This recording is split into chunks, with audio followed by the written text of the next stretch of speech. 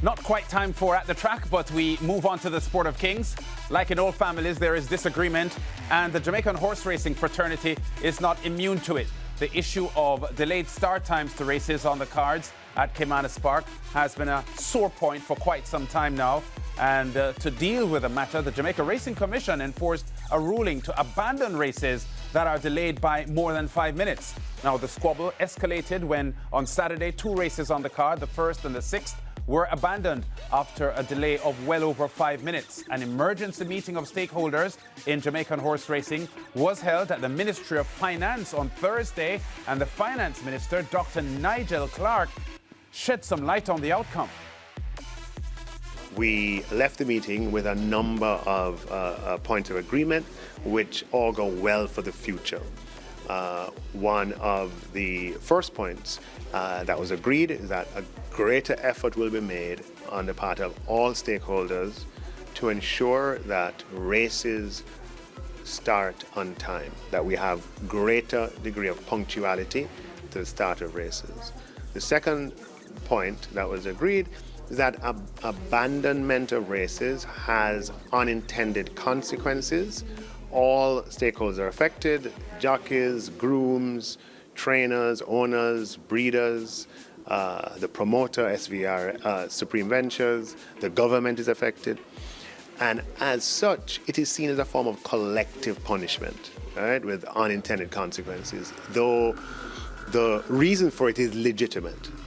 Because of the collective punishment nature of that measure, we have agreed to suspend its application for the time being, and the Jamaica Racing Commission will work on a program of fines that can be applied and made as a disincentive for a lack of punctuality in meetings. Even while doing that, Rule 44.3 would have to be refined to answer a number of other questions and queries that arise. So that is what we have agreed there.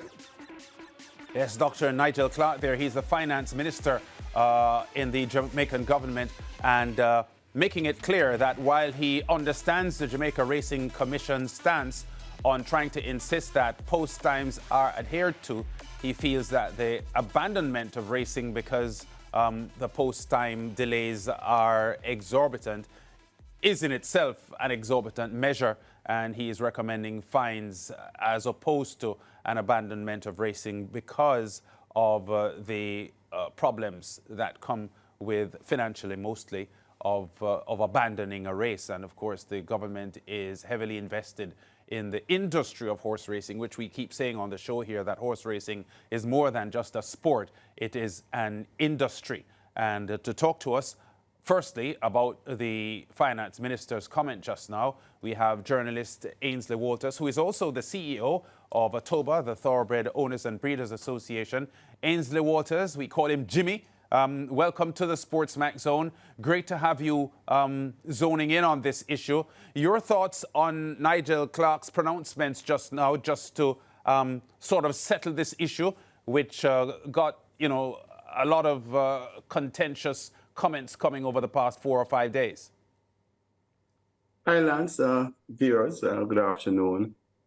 This afternoon's really this morning's meeting that went over into afternoon, I would say it was quite well, to begin with, it was an unfortunate set of circumstances that led to this meeting, which turned out to be quite timely, because not only did this meeting delve into the vexed issue of what is called drag time, which started everything, but out of this meeting, many other issues, mainly that of purse and how purse is funded and the disputed gross gaming revenue to which purses are tied to. All of that, everything, it was an all-encompassing conversation among owners, breeders, the Jamaica Racing Commission, and of course, the regulators, Supreme Ventures Racing and Entertainment Limited.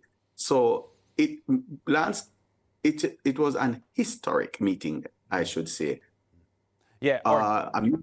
Yeah, go ahead. Complete the point you were which making. everybody left with an understanding that, listen, the abandonment of races is a no-no, but at the same time, some fine-tuning is needed to the current the whatever it is that the GRC has. And at the same time, we were given some deadlines to come back to the Minister of Finance as it relates to the other matters. Yeah, okay. We'll talk about those other matters, but let's talk a little bit more about the issue that triggered this meeting today, which, as you just pointed out, turned out to be a pretty wide-ranging and, I would suspect, constructive meeting coming out. The issue of post times and the lengthy delays that we've been seeing, because before the races, the first and the sixth races were abandoned on Saturday, the previous Saturday, Brian Rickman, the track announcer, had said at least before 3 or 4 races the previous weekend, warning of the threat of races being abandoned, because a quick check of how on-time racing is in Jamaica would show you clearly that many times races are run 25 minutes, sometimes as long as half an hour after the scheduled post time. And if you compare that with other jurisdictions, let's say Gulfstream or Aqueduct in New York, which I was checking today, for the most part, the races may be off 3 or 4 minutes late on average. So I think there is a recognition from the minister, as he just said, that there has to be a sort of a compromise here, because there is a need for the efficiency of post times to be adhered to. One of the main issues regarding prompt starting of races was borne out quite ably so by veterinarian Dr. Jason Wright. He spoke about the efficacy of Lasix, the effects rather of Lasix, that is a drug that is used to treat bleeder. It is really a diuretic.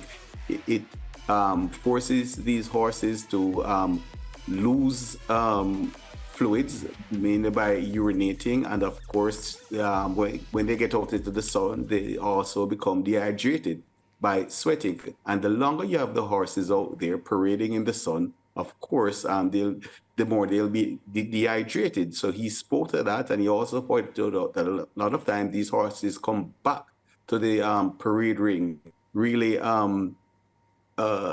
suffering, for want of a better word.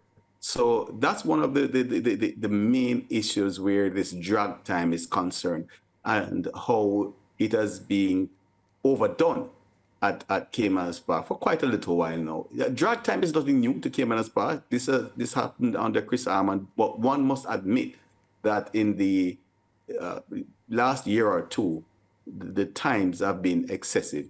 The promoting company, SVRL's argument, though, is that whenever they use drag time to get more bets, they point to data that show that for the first event of the day, they get up to $4 million more in revenue. And that's mainly because the Reggae 6, a really popular bet, starts with the first event.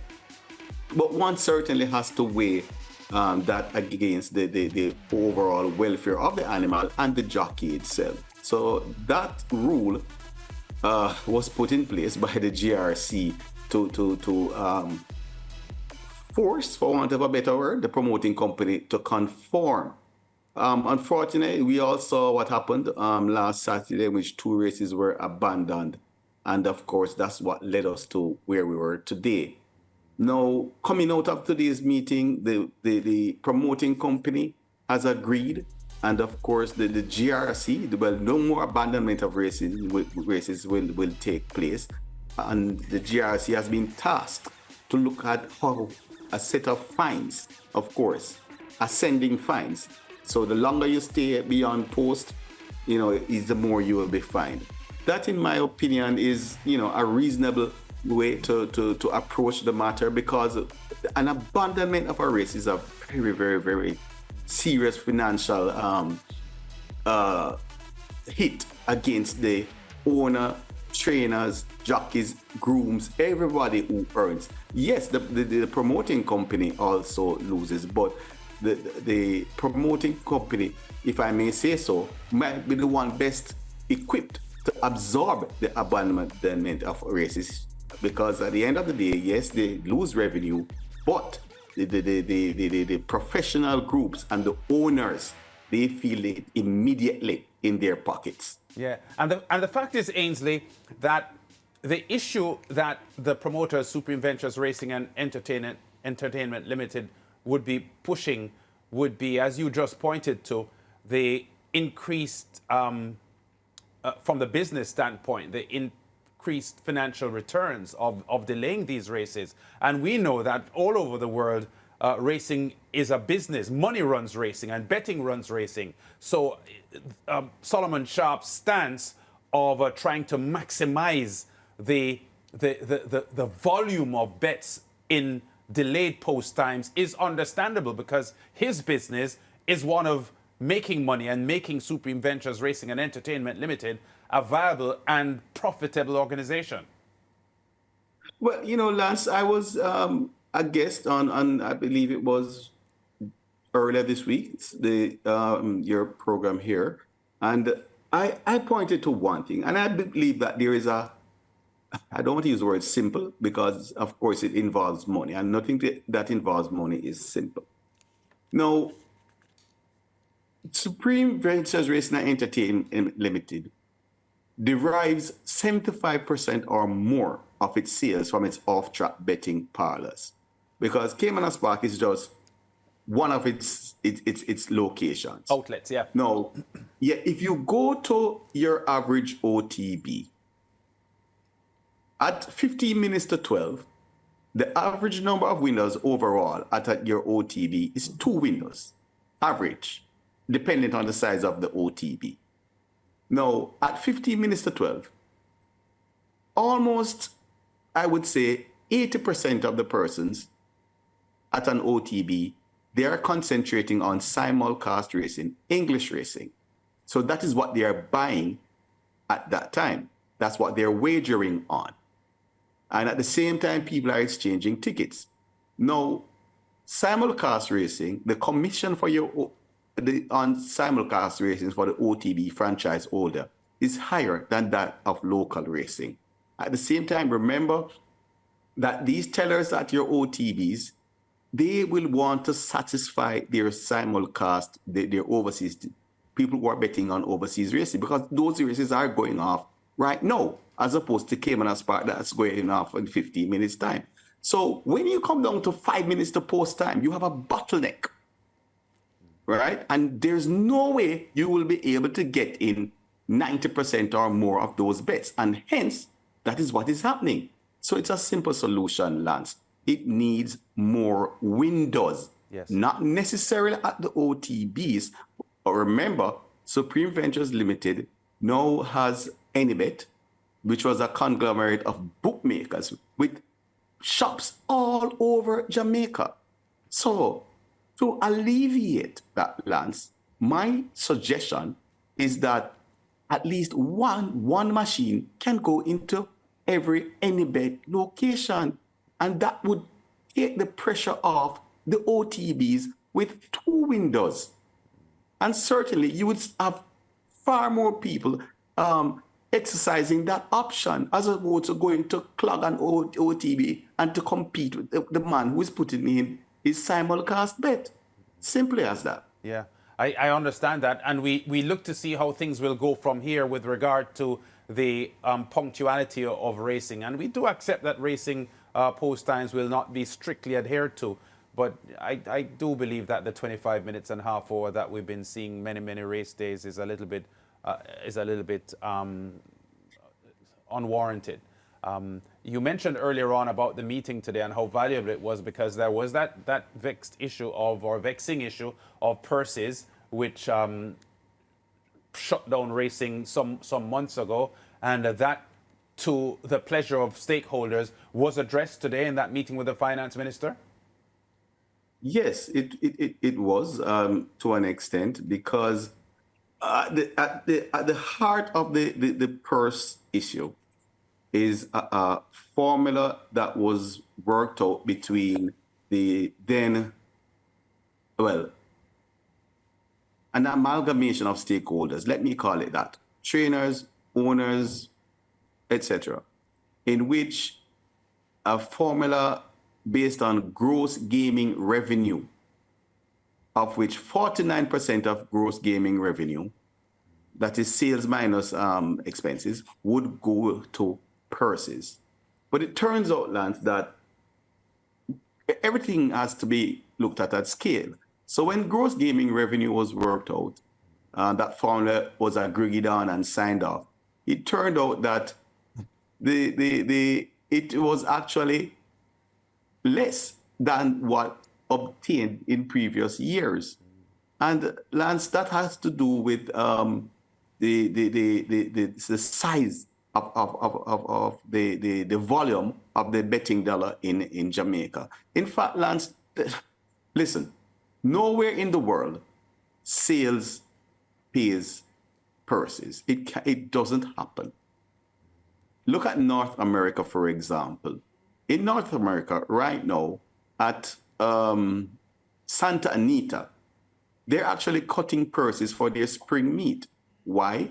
Because Santa Anita is one of the few, California is one of the few states in which you don't have casino and what they call racino, which is a racetrack with a casino, which revenues from the casino and the racino doesn't go towards paying purses at Santa Anita. So Santa Anita has to be cutting purses. So in North America alone, there has to be a huge purse subsidy from casinos and racinos. In the UK, it is a tax on bookmakers, right? So everywhere. So likewise, in Jamaica, there must be a subsidy from somewhere that will enable purses to keep pace with let's say, the cost of maintaining a racehorse. Yes, well, we've got to leave it there, Ainsley, and we do understand why the finance minister has to be involved here, because the government has a part to play in the industry of horse racing and rules governing the business aspect of horse racing, because government profits from the success of the horse racing industry as well, which is why Dr. Nigel Clark is eager and interested in what's happening at Caymanas Park. But great getting your take on this, Ainsley. We'll be in touch because a lot was discussed today, and I think we'll have to reserve some time on the show to talk more about it. Thanks, man. No problem. Okay, great. We'll be back with more on The Zone after this. At the Track coming up on the other side of the break. To SVREL, be advised, in accordance with JRC rules of 1977, this race and any other race shall start in the next 5 minutes. Failure to do so may result in the race being abandoned. That's coming from the stewards of the meeting.